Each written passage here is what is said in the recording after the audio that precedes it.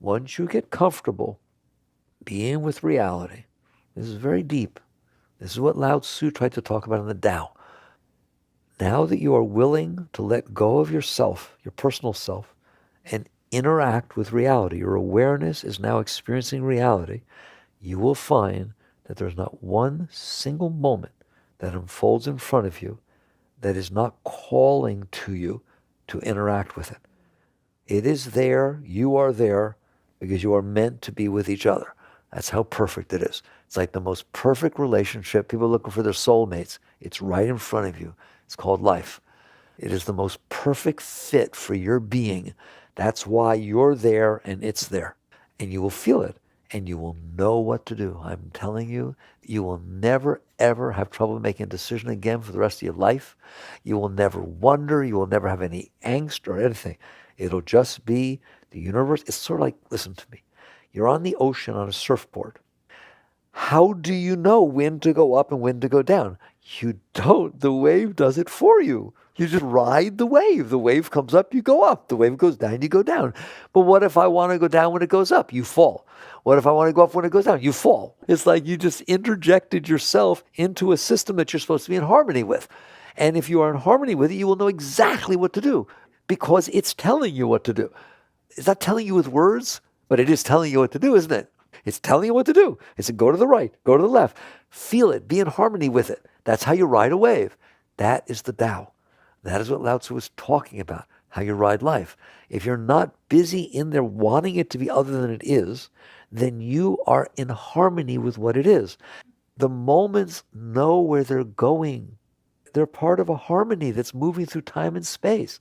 You are here to experience that and participate in that. But you don't have to do anything. It is happening to you. You're happening with it.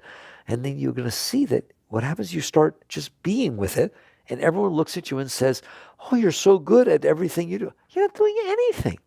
You're not doing a single thing. But you're neither doing nor not doing. That's the deepest of all the teachings. You are there with it. It's doing something. The ocean is doing something.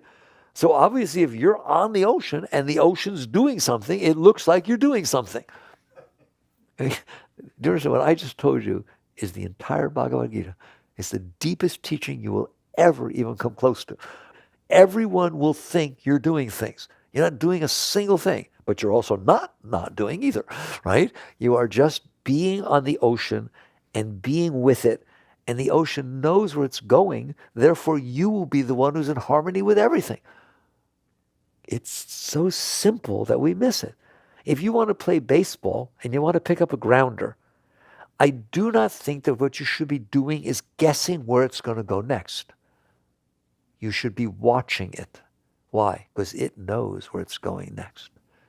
You see, that seems so weird. You're the smart one.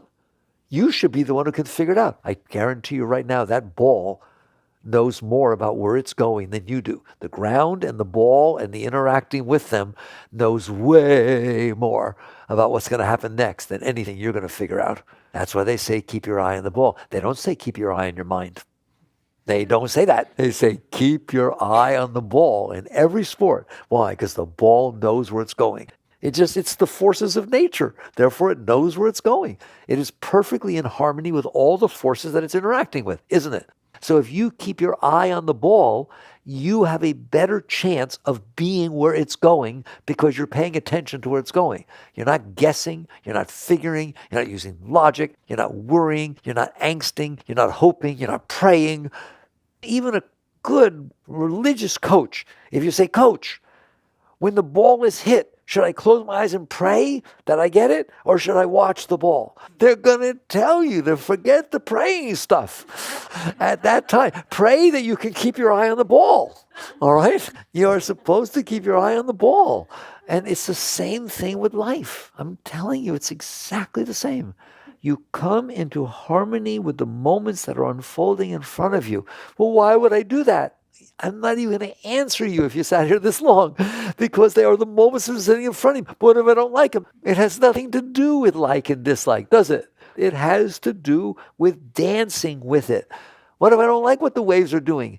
Then don't surf, because you're going to fall. And it's the same way with life. So you sit there and you do this amazing thing, which is going to freak you out the first time you do it, and you close your eyes and you say, life, do your thing. Ah. Instead of life, do my thing, right? You say, life, do your thing. And then you little by little take your arms down, then you little by little open your eyes, and you little by little realize, you know what? That's all it's ever been doing is its thing. I was just making believe that I could do something about it. And like, it's the result of everything that ever was. I can't understand how you think that the whole universe can go on by itself, but the part in front of you, you have to do. It defies logic. It's the funniest thing I've ever heard of. It's all going on by itself, and it's all been going on by itself forever. But no, this can't go on by itself. Okay, well, it can, and it does.